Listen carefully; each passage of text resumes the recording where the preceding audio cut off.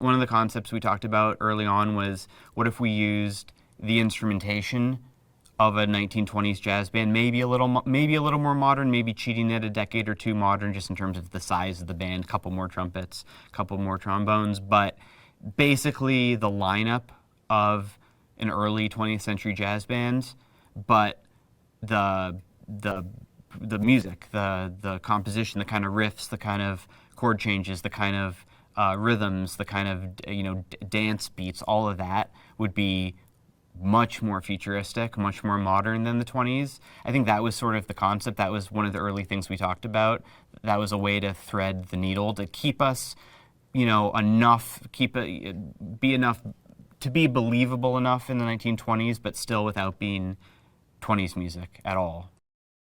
Casting the musicians was really important. It's something I've never done before. In the past, I know a few musicians, but I also mostly just take whoever the contractor brings, and sometimes those players are perfect. But for this, there were just a few types of cues. The Sydney cues, obviously, those dance sax cues, couple other things that I just want something very, very specific. I had something very specific in mind, so actually searching for the right people to do that, casting those musician roles, was a big part of the process. The sound of Sydney was really kind of cobbled together from 3 incredible trumpeters, and I think that's also what makes it interesting too, is that Sydney is so incredible. Sydney is such an incredible musician, and the breadth of music that he plays is so wide that it took 3 of the best trumpeters in the world to be able to pull it off. It took Sean Jones, Dante Winslow, and Ludovic Lewis all bringing their specialties to be able to just cover what Sidney Palmer plays in this movie. King of the Circus. I love that piece. When Jack comes to burst through the doors of the Wallach party, and it's ho ho ho ho, it's all these voices. It's like 30 of my voice, a bunch of other voices, but they couldn't get I had this very specific, made up accent and intonation that nobody could get. It's like ho ho ho ho, and it was the way you attack the note and then drop and then build back. Ho ho. We got a lot of interesting voices on it that are adding weight and variation to it, but there's a lot of me doing it, because it's this very weird made up accent that I could not convey to people. So anyway, King of the Circus, Jack bursts through the door. It's these weird indigenous sounding chants. It's very primal, very this guy he's king. He's the king of the circus. So bringing in a lot of these real, in some cases, or just made up but kind of campy sounds that are exotic. That was part of this score too. There are a lot of things in this movie that they're just not meant to be realistic. And the clacks in Voodoo Mama is something like that, where it's just bigger than life. It's bigger than the band that's in that scene by far.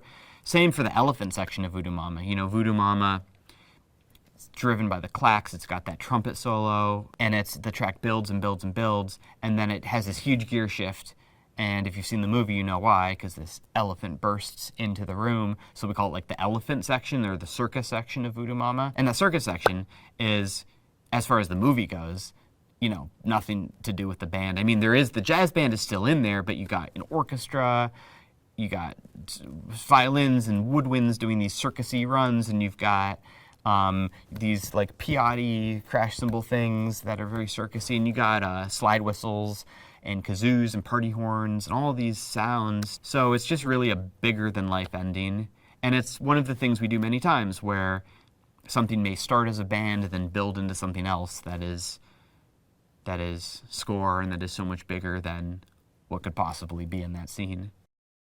This is the most complicated score I've put together by far.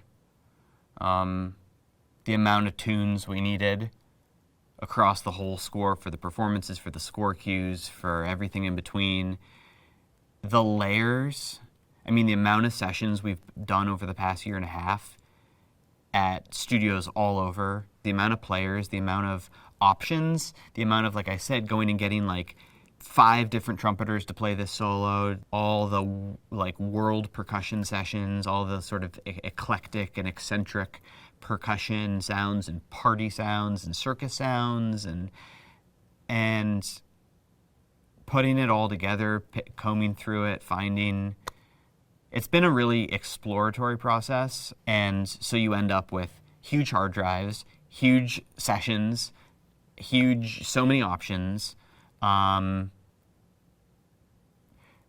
We've been mixing the score for 5 months.